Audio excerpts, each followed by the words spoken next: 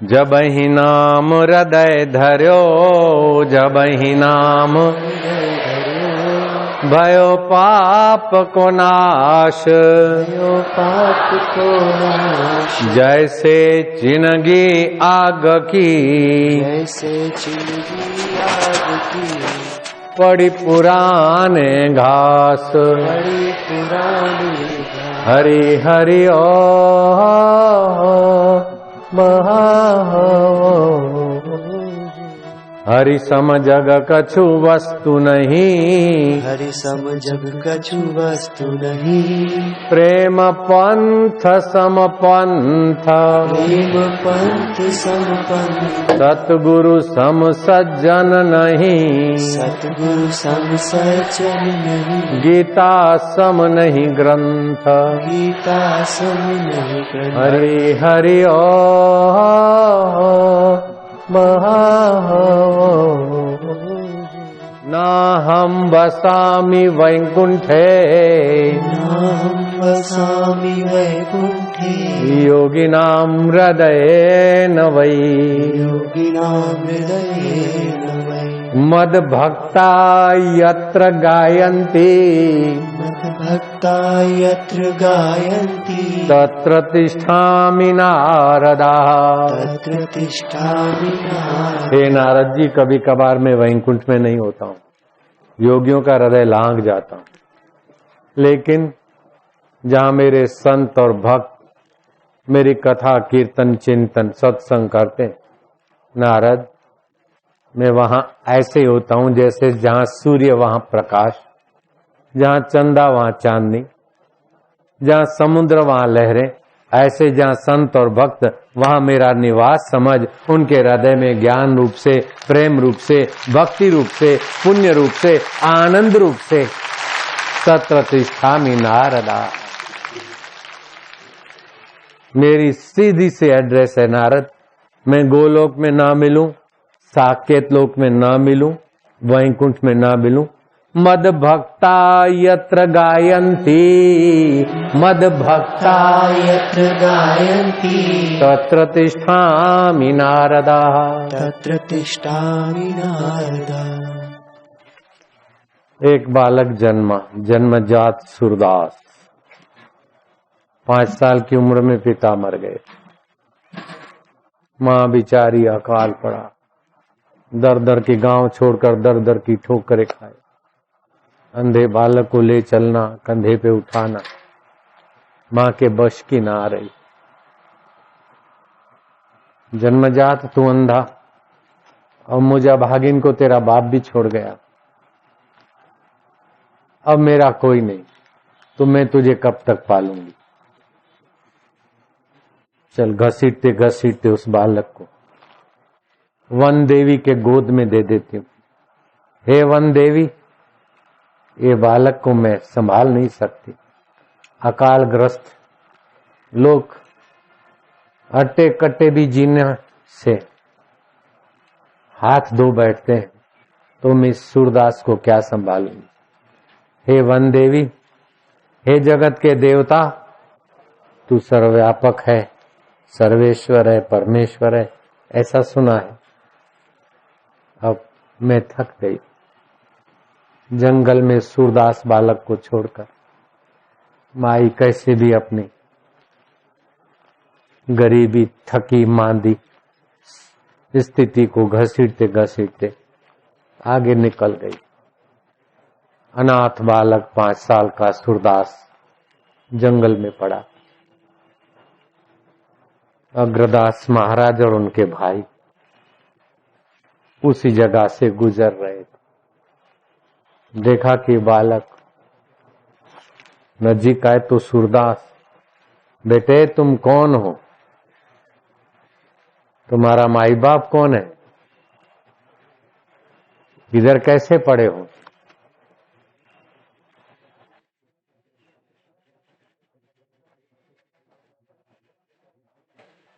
बोलो बेटे कौन हो तुम।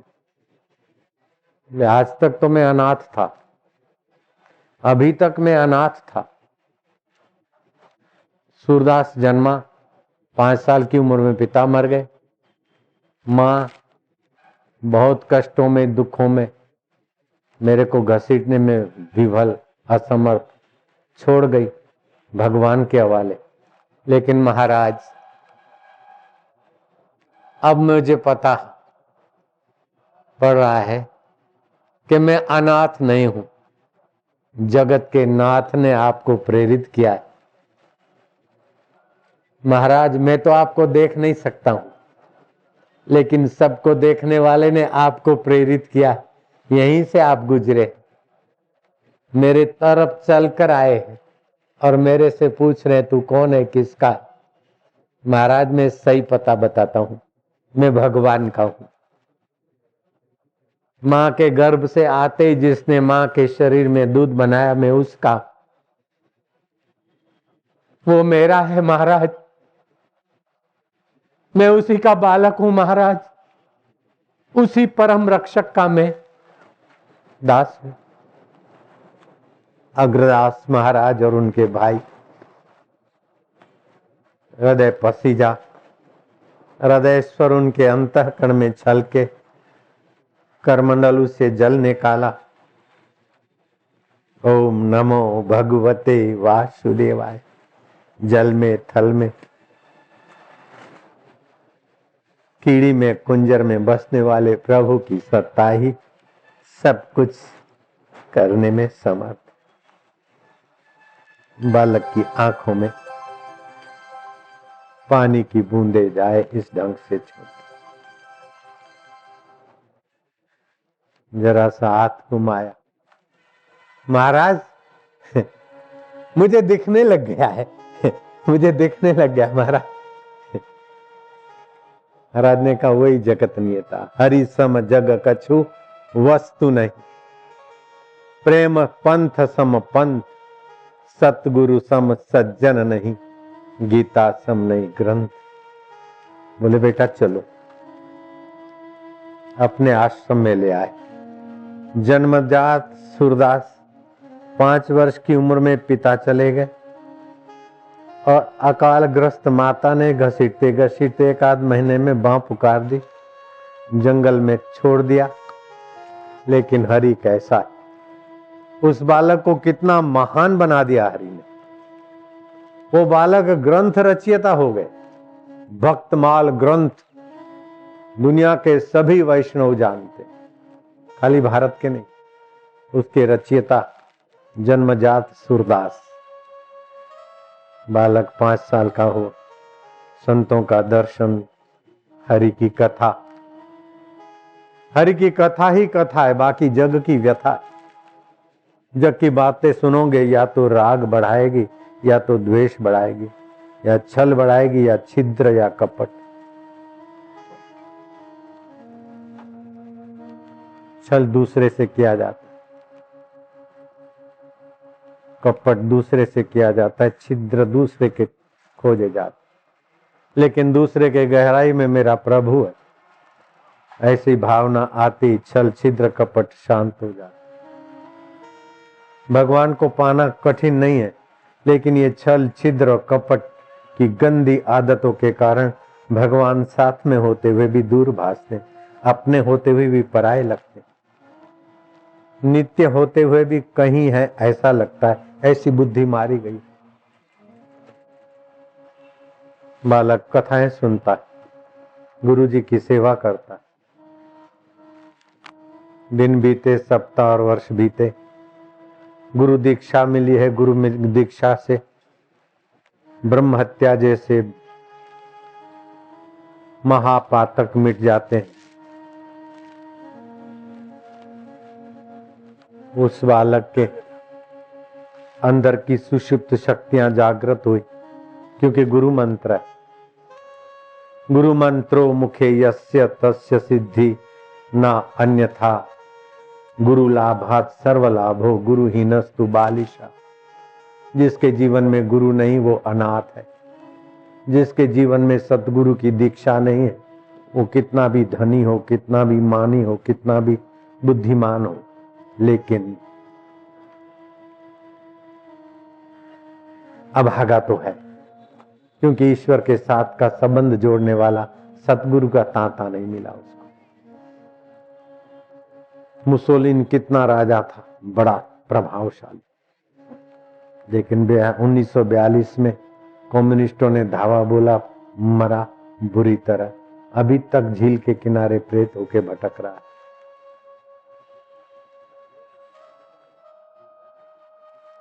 Ibrahim Lincoln, president of America, अभी राष्ट्रपति भवन व्हाइट हाउस में प्रेत होकर कभी दिखाई देता है। जब तक भगवान के साथ नाता जोड़ने वाली दीक्षा नहीं मिलती, तब तक दुर्भाग्य का अंत नहीं होता।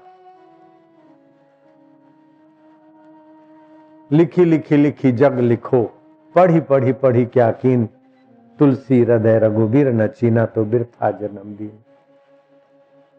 मरते समय मेरी दुकान का क्या होगा, इसका क्या होगा, उसका क्या होगा, बेटी का क्या होगा, ऐसी चिंता लेके अभागे मरते। अरे जिसने मां के गर्भ से आते ही दूध बना दिया, जिसने तुम्हारे मन में अपनी चेतना दी, जिसने तुम्हारे आंखों में देखने की सत्ता दे रखी, बुद्धि में विवेक की प्रकाश धारा दी, उस परमात्मा का संबंध जोड़ने वाली दीक्षा नहीं है निगुरे। डिग्रियां ले लेके भटक भटक के कितनी भी ऊंचाई पाते, मुझे वो लाभ नहीं होता।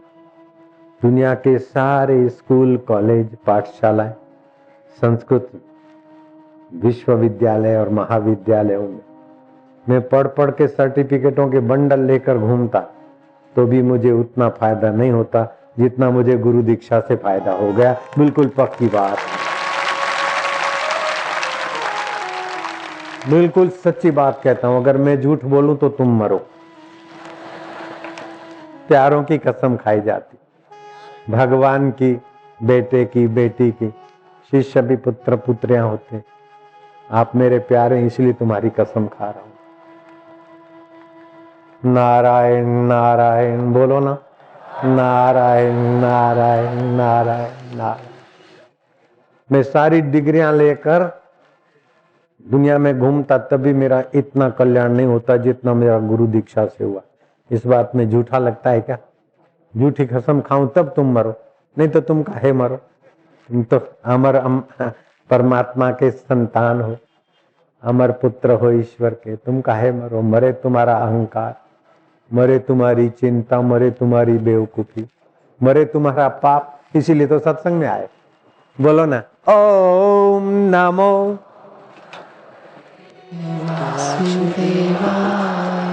ओम नमो भगवते वासुदेवाय।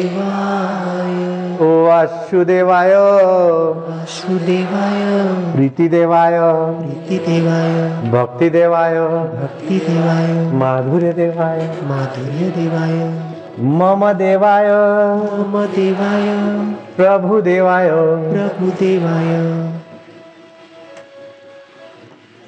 आत्मदेवाय।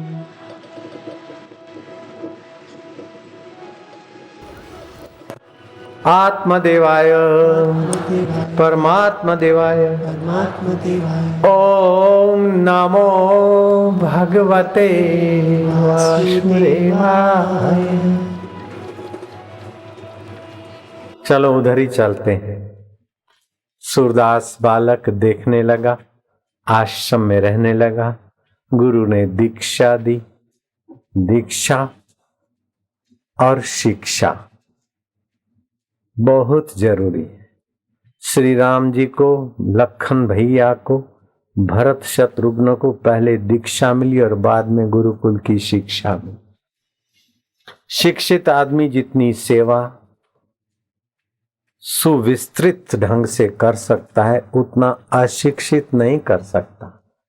शिक्षित आदमी संसारिक काम में उस विषय की विद्या वाला, उस विषय में जितना सहज सफल होता है, उतना अशिक्षित नहीं होता। इस बात को मानना ही पड़ेगा आपको, उनको। लेकिन शिक्षित आदमी के जीवन में अगर दीक्षा नहीं है, सही दिशा नहीं है, तो शिक्षित आदमी जितना भयंकर हो सकता है, कपटी हो सकता है, बदमाश हो सकता है, धोखेबाज हो सकता है और दुनिया का विनाश कर सकता है, उतना अशिक्षित नहीं कर सकता है। क्या ख्याल है? कबीर जी ने कहा, भलो भयो गैवार जाहि न व्यापी जग की माया। कामी, क्रोधी, मोही, छली, कपटी, दंभी अगर शिक्षित रहा और दीक्षा नहीं मिली तो वो अपने लिए, पत्नी के लिए, परिवार के लिए मुसीबत हो जाता। कई ऐसे शिक्षित हैं, अपने लिए भी अशांति, पत्नी के लिए भी मुसीबत, परिवार के लिए भी मुसीबत, न जाने क्या क्या उपद्रव करते, फिर भी दुख नहीं मिलता, क्योंकि जीवन में दिशा नहीं, दीक्षा नहीं। तो पहले दीक्षा, बाद में शिक्षा होती थी। अभी तो बाद में भी शिक्षा नहीं, पहले तो दीक्षा नहीं, और शिक्षा के बीच में या शिक्षा के बाद भी दीक्षा नहीं। निगुरे होके पैदा हुए, निगुरे होके अब आगे मर जाते। राजा नृग ऐसा ही अभागा था, और मरने के बाद किरकिट हुआ। श्री कृष्ण ने उसे कुएं में से निकलवाया, देवता का चोला दिया। कृष्ण ने पूछा, देव पुरुष तुम कौन हो? तब वो किरकिट में से बना हुआ देवता बोलता है, प्रभु दुनिया को उपदेश देने के लिए, हे सर्वेश्वर आप सब कुछ जानते अनजान होकर पूछ रहे हैं। तो मैं वह अभागा राजा था जिसके नाम की जय जयकार अभी भी हो रही। माधव, मैं राज्य व्यवहार में बड़ा कुशल था। यश कैसे बढ़ाना चाहिए और पब्लिक पर कैसा प्रभाव डालना चाहिए, ये तो कोई मुझसे सीखे। प्रसिद्ध प्रतिष्ठित साधु संतों को, ब्राह्मणों को बुलाकर उनको मैं गौओं का दान करता और उसका प्रचार करवाता। इसलिए मुझे गौदाता, गौ ब्राह्मण प्रतिपाल, राजाधिराज, महाराज करके बहुत लोग आदर देते थे। अभी भी यज्ञ याग में कहीं भी यशगान होता है तो जिन दिशाओं में फलाना राजा रहता और गौओं का दान करता, साधु ब्राह्मणों की सेवा करता, उस राजाधिराज का जयकार हो। अभी भी मेरा जय घोष हो रहा है महाराज। मैं भले क्रिकेट योनि में कुएं में फतफता रहा था, फिर भी मेरा अगले जन्म के नाम का जय घोष हो रहा है। माधव, आसमान के तारे कोई गिन ले, लेकिन मैंने अपने स्मरने वाले शरीर की वाहवाही कराने के लिए कितनी गौएं दान की, उसका कोई हिसाब नहीं लगा सकता। मैं चालाक, चतुर, देश काल की परिस्थिति को जानकर व्यवहार करने में कुशल था, लेकिन मुझ अभागे ने दीक्षा नहीं ली। मरने के बाद में किरकिट होकर कुएं में पड़ा था। मैं वो अभागा राजा हूं जिसका नाम अभी भी यशगान वाले में प्रथम नंबर में आता है। कृष्ण ने कहा, अच्छा तो तू राजा नृग है क्या? माधव, ठीक पहचाना है आपने, ये बात भागवत में आती। राजा नृग इतना बुद्धिमान, होशियार, मरने के बाद यज्ञ की पूर्णाहुति में जिसका यशगान होता है, वो भी दीक्षा के बिना अभागा हो गया।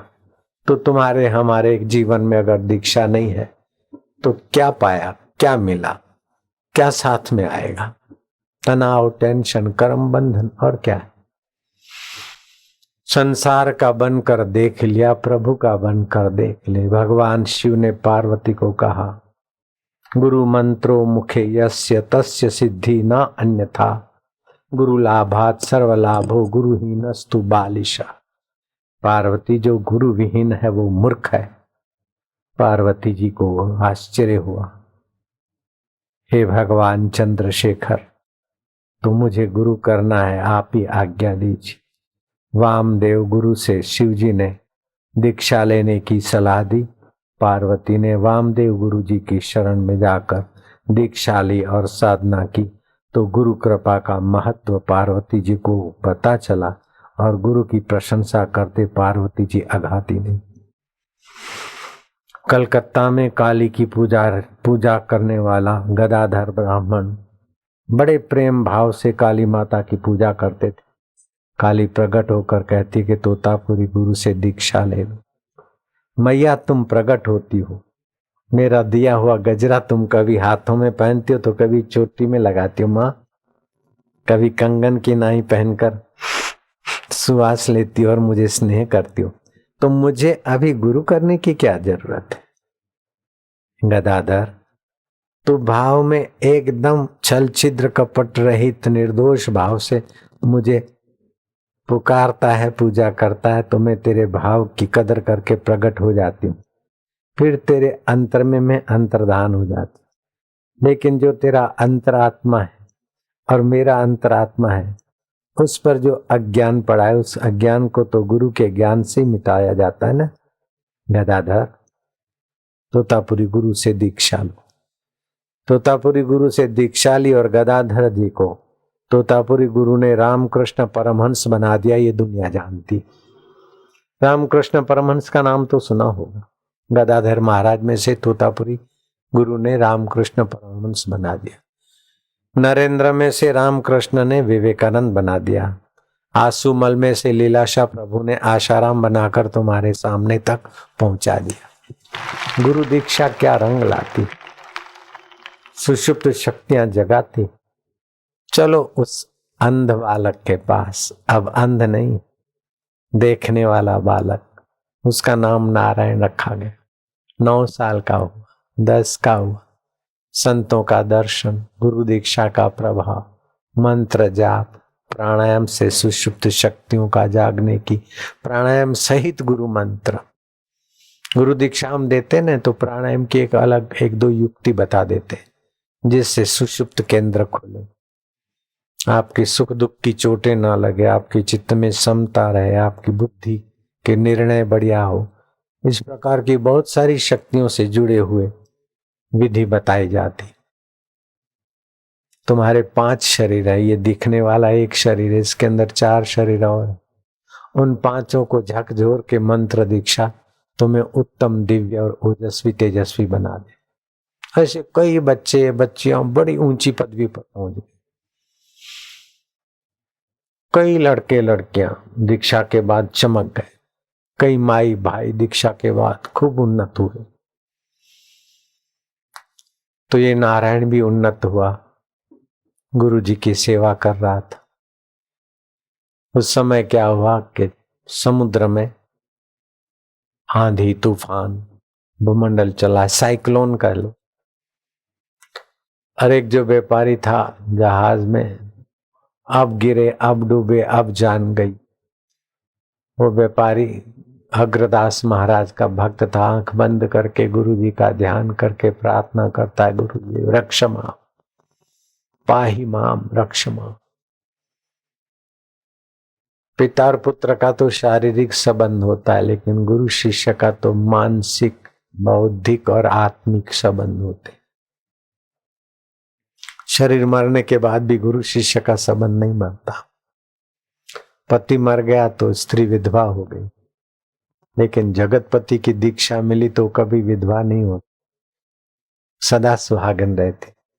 दीक्षित व्यक्ति कभी विधवा या अनाथ नहीं होता, क्योंकि उसका मालिक और पति परमात्मा सदा मौजूद है, सदा सुहागिन, सदा सनाथ है, कभी अनाथ नहीं होता दीक्षित व्यक्ति।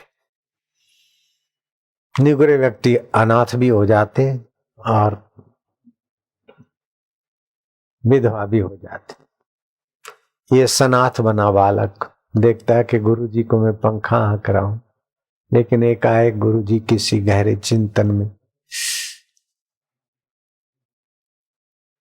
गुरु जी क्या चिंतन करते, पता चला कि ऐसा ऐसा शिष्य पुकार रहा है, उसका बचाव कैसे करो, ऐसा गुरु जी चिंतन करते। उस सूरदास अनाथ बालक में से बने हुए नारायण ने गुरु के तरफ पंखा हाँक रहा था, लेकिन गुरु जी किसी चिंतन में खो गए। चिंतन कौन सा कर रहे वो जान लिया, पंखे का रुख उधर करके साइक्लोन को, तूफान को बोले जा, जहाज किनारे लगने दे, जा, मन से कह दिया। वो हजारों माइल दूर था समुद्र का तूफान, संकल्प के करोड़ों माइल दूर है सूर्य के किरण, लेकिन तुमको एक क्षण में दिख जाते, तुम्हारा मन का वेग ऐसा। गुरुदेव आप अब चिंतन ना करें भक्त के जहाज को किनारे लगाने का, ये आपकी कृपा से मैंने सेवा कर ली है। गुरु जी जो खोए हुए थे उसके भलाई का क्या उपाय है? ये कौन बोल रहा है? बोले गुरुदेव, आप ही की कृपा प्रसादी से आप ही का बालक बोल रहा है। ऐसे ऐसे जहाज डूबने की कगार पे था और उसने बैठ के आपको प्रार्थना की और उसकी प्रार्थना से आप स्वाभाविकता छोड़कर, ब्रह्म सुख ब्रह्मानंद की मस्ती छोड़कर उसके लिए चिंतन में पड़ गए। तो मैंने जरा ऐसा कर दिया है। ये शक्ति तुझे संतों के सानिध्य और गुरु दीक्षा के प्रभाव से मिले बेटे। तूने उस बनिया की नाभि की प्रार्थना और मेरे नाभि का चिंतन जान लिया। आज से तेरा नाम नाभाजी रखते। उस अनाथ जन्मजात सूरदास 5 वर्ष में पिता मर गए, मां अकाल ग्रस्त पीड़ा से थक कर जंगल में छोड़ गई सूरदास बालक को। उस बालक को अग्रदास महाराज कहते हैं, आज से तेरा नाम नाभाजी रखता हूं। ये तेरी शक्तियां जागृत हुई है। इस शक्तियों को तू संतों के जीवन चरित्र, संतों के जीवन की घटनाओं को ध्यान करके देख और लिख। बोले भगवान राम और कृष्ण के चरित्र तो मैं लिख दूं, लेकिन संतों के अगम अथाह है। दिखते मनुष्य रूप में, लेकिन उनकी पहुंच क्या क्या होती। भगवान भी मनुष्य वेशधारी वशिष्ठ जी के चेले हो जाते। कृष्ण भगवान सांदीपनी के चेले हो जाते। ऐसे गुरुओं की मैं क्या महिमा बताऊं, क्या लिखूंगा। बेटा, वो परमात्मा और संतों की कृपा तेरे हृदय में स्फुटित हुई है, तू लिखने में समर्थ होगा। जो आ गया गुरुदेव, ध्यान मूलम गुरु मूर्ति। कैसा भी गिरे से गिरा व्यक्ति हो, गुरु दीक्षा ले। गुरु ने बताया ऐसे थोड़ा प्राणायाम करके लंबा श्वास ले।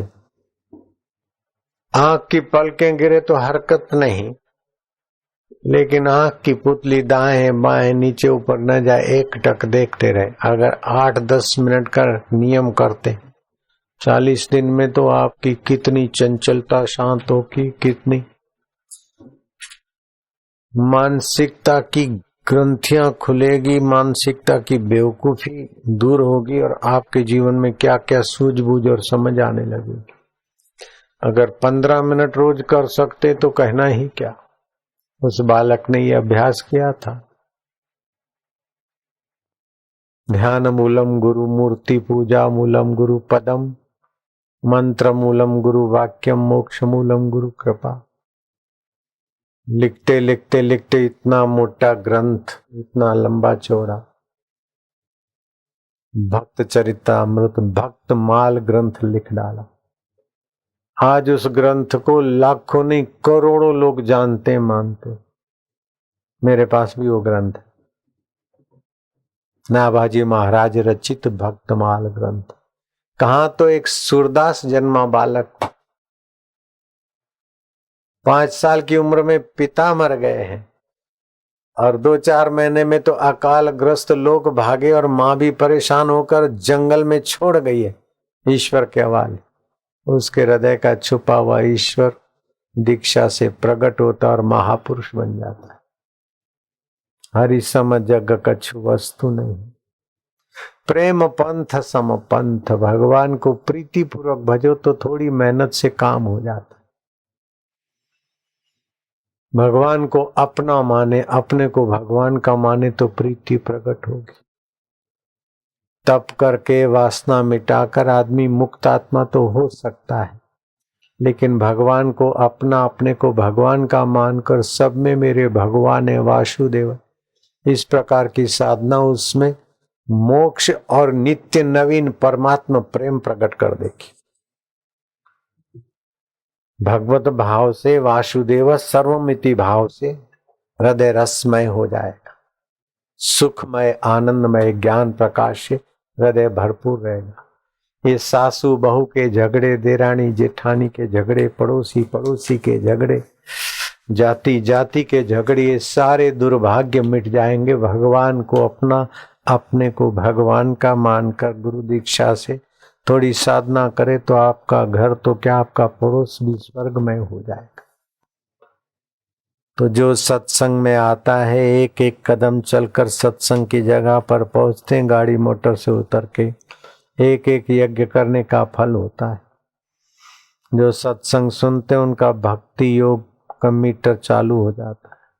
जो सत्संग विचारते उनका ज्ञान योग बढ़ने लगता है। और जो सत्संग में भगवान के नाम का कीर्तन करते हैं तो सामूहिक भगवान के नाम के उच्चारण से एक प्रकार की तुमुल ध्वनि के वाइब्रेशन, तुमुल ध्वनि का प्रतिभा पैदा हो जाती। उसमें कोई भी आदमी आ जाए, यक्ष गंधर्व देव दानव मानव कई जीव ब्रह्मांडीय ऊर्जा के साथ वो तुमुल ध्वनि में ओमकार सहित जब कीर्तन करने वाले ब्रह्मांडीय ऊर्जा के साथ जुड़ जाते। बैठे तो यहाँ है लेकिन ब्रह्मांड के इस ब्रह्मांड को चीर कर दूसरी सृष्टि तक जो सच्चिदानंद की सत्ता है उसमें एकाकार हो जाते। अनजाने में ऐसे भक्तों के द्वारा सत्कर्म होने लगते हैं, क्योंकि सत्य स्वरूप परमात्मा का ज्ञान सुनते, सत्य स्वरूप परमात्मा का नाम लेते हैं, सत्य स्वरूप परमात्मा को अपना मानते, अपने को भगवान का मानते। जो अपने को कुछ विशेष मानकर चतुराई से काम धंधे करते हैं उनके दुख नहीं मिटते हैं, क्योंकि उनमें निर्मलता नहीं होती। जगत की वस्तुओं में मोह होने से वे छल करते, कपट करते, छिद्र देख। लेकिन जो भगवान को अपने को भगवान का मानते उनके छल छिद्र कपट शांत होने लगते, भगवान की प्रीति प्रकट होने लगती है। भगवान कहते हैं भजताम प्रीति पूर्वकम ददामि बुद्धि योगम तम ये न माम उपयांति ते। जो मुझे प्रीति पूर्वक भजता है उनकी बुद्धि में मैं योग देता हूँ। काम क्रोध लोभ मोह ये तो विवशता है। काम बलात् आ जाता है, आदमी गिर जाता है। क्रोध बलात् आ जाता है, गिर जाता है। लोभ और मोह भी विकार है, आ जाते। वो है तो नुकसान करता लेकिन इतने खतरनाक नहीं जितना छल छिद्र कपट खतरनाक। छल जानबूझ के किया जाता है, छिद्र जानबूझ के खोजे जाते, कपट जानबूझ के किया जाता है। तो भगवान कहते हैं निर्मल मन जन सो मोहि पावा, मोहि कपट छल छिद्र न भावा। जिसका मन निर्मल हो जाता है दीक्षा शिक्षा और मुझे अपना मानकर, ऐसे लोग मुझे अंतर्यामी परमात्मा को पा लेते हैं। तो सूरदास बालक ने परमात्मा सत्ता पा ली, परमात्मा ज्ञान पा लिया, परमात्मा सामर्थ्य पा लिया। तो आप नहीं पा सकते क्या? जन्मजात अंध बालक 5 साल की उम्र में बाप मर गया और माँ पीड़ा के दबाव से ऐसी तो पीड़ित हुई कि बच्चे को छोड़कर चली गई। उसको भी सत्संग मिला तो महापुरुष हो गया। तो क्या आप कब तक संसार के दुखों में टेंशनों में तनावों में अपने को तपाते रहेंगे? ब्रह्म वैवर्त पुराण में लिखा है अशक्ता नाम हरि बलम। जो अशक्त है, जो कमजोर है, उनके लिए भगवान का बल। हे भगवान दीन बंधु दीनानाथ मेरी डोरी तेरे हाथ। भगवान को पुकारते जप करते शांत हो जाओ, बुद्धि में भगवान का प्रकाश आए। बड़ी बड़ी आपदाओं में भी भगवत प्रार्थना जीव का बेड़ा पार कर देती। अशक्ता नाम हरि बलम। हमारी अहंता और ममता, शरीर में अहंता और संसार में ममता है, इसलिए हम सब कुछ करते हुए भी दुखों से पार नहीं हो पाते। हमारी शरीर की अहंता मिट जाए और वस्तुओं की ममता मिट जाए, अहंता बदले ममता बदले,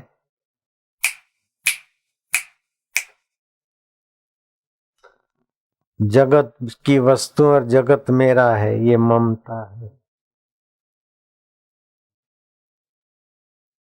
स्त्री विधवा हो सकती है लेकिन भक्त का सुहाग सदा रहता है। सदा सुहागिन भक्त की मति रहती, क्योंकि स्त्री का पति तो मर जाता है लेकिन भक्त का भगवान शाश्वत है।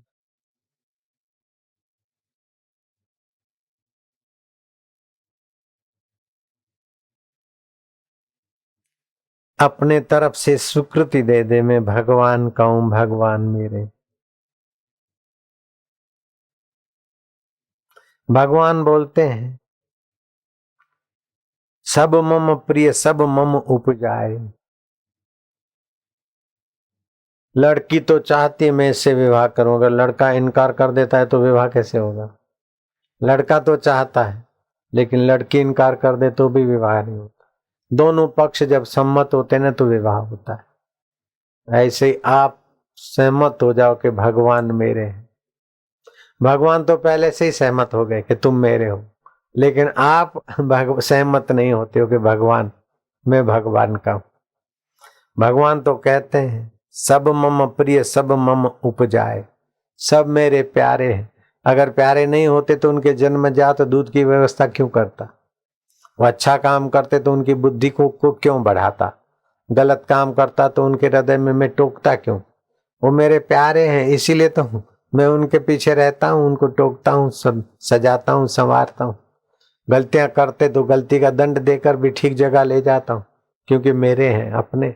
तो भगवान तो आपको अपना मानते, आप ही कृपानाथ भगवान को अपना मानना शुरू कर। लड़का तो चाहता है कि ये लड़की से मैं शादी करूं, लड़की तैयार हो जाए ये लड़का मेरा पति है।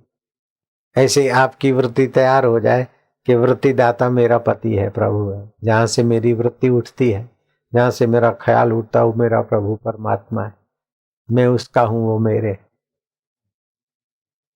स्त्री पुरुष के सम्मति में तो नर मादा का भेद होता है, लेकिन जीवात्मा परमात्मा में वो भी नहीं। भगवान बोलते ये मेरे वंशज है। और मैं तो आपको बिल्कुल अनुभव की बात बताता हूं कि भगवान जैसा सेवक त्रिभुवन में नहीं मिलता। भगवान ऐसे सेवक,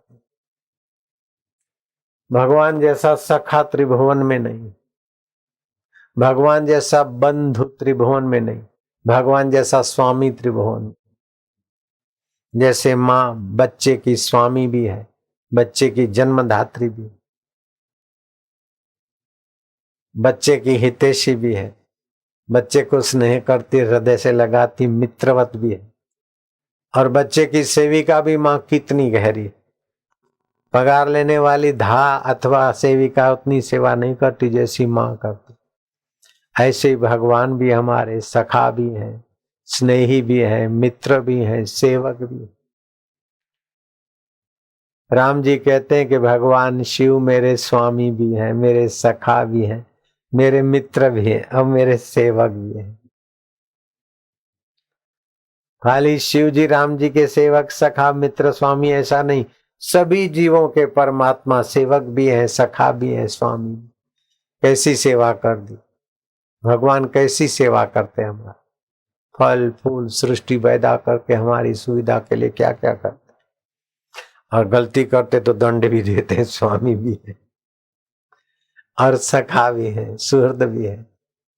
सुहृद बनाओ तो भगवान को, स्वामी बनाओ तो भगवान को। जगन्नाथ दास महाराज बड़े प्रसिद्ध संत हो गए, बुढ़ापा आ गया, बीमार हो गए, दस्त की तकलीफ, ऊपर के कमरे में रहते, सेवक लोग नीचे रहते, एक एक सेवक की सेवा की ड्यूटी लगती। अब जवान सेवक की ड्यूटी लगी, ए सेवक, ओ सेवक, ओ भैया कौन आया है, मुझे ले जा शौच। वो सेवक तो खुर्राटे मार रहे थे, भगवान ने देखा कि मेरे भक्त को शौच जाना है। भगवान सेवक के रूप में आए, हाथ पकड़ के जगन्नाथ महाराज को ले गए। बोले बाबा अब ज्यादा पुकारना नहीं, खाली बोल देना हे सेवक, हे मुख्य सेवक, तो मैं आ जाऊंगा। अब जब जब जरूर पड़े तो मुख्य सेवक बोले तो वो मुख्य तो भगवान ही है।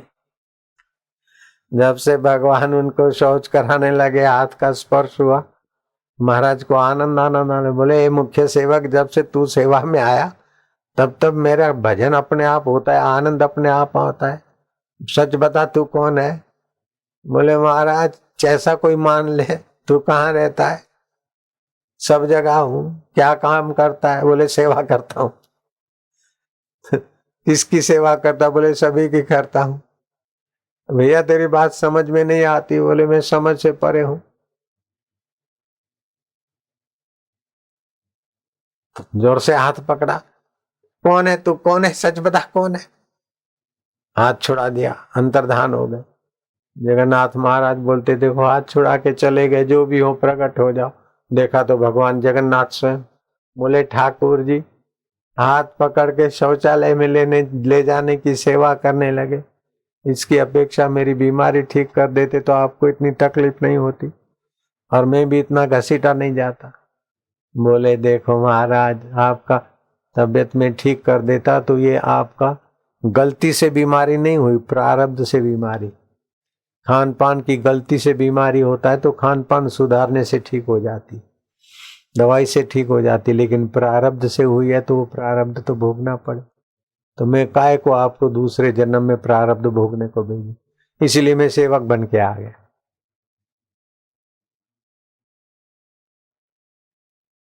हरि सम जग कछु वस्तु नहीं, प्रेम पंथ सम पंथ। प्रीति से भगवान का सुमरण करो।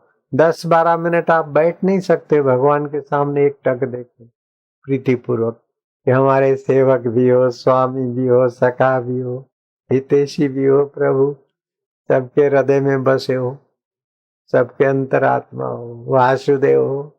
हरि ओम ओम ओम प्रभु जी ओम, प्यारे जी ओम, मेरे जी ओम, सेवक जी ओम, स्वामी जी ओम, सखा जी ओम। हरि ओम ओम ओम ओम ओम ओम ओम ओम ओम ओम, राम राम राम राम राम राम राम राम, शिव शिव शिव शिव शिव शिव शिव शिव, हरि हरि हरि हरि हरि। ओम प्रभु जी ओम, प्यारे जी ओम, मेरे जी ओम ओम ओम ओम। आज से ही आप चालू कर दो। मैं तो हाथ जोड़ के प्रार्थना करता हूँ, बहुत फायदा होगा। बीमारियां भी क्षीण होने लगेगी, पाप भी क्षीण होने लगेंगे, दुर्बुद्धि भी दूर होने लगेगी, घर के झगड़े भी मिटने लगेंगे, मन की दुर्बलता भी मिटने लगेगी और भाग्य की रेखाएं भी बदलने लगेगी। मैं आपसे कोई चीज वस्तु नहीं मांगता, हाथ जोड़ के प्रार्थना करता हूँ। खाली इतना आज से शुरू कर दो। भगवान को सुबह नींद में से उठो ने, भगवान मैं तुम्हारा हूं, तुम मेरे स्वामी भी हो, सखा भी हो, मित्र भी हो, मैं जैसा जैसा तुम्हारा हूं। ऐसा आप कह सकते कि नहीं? और मैं ये आग्रह नहीं करता हूं कि कृष्ण भगवान को मानो, राम भगवान को मानो, शिव भगवान को मानो।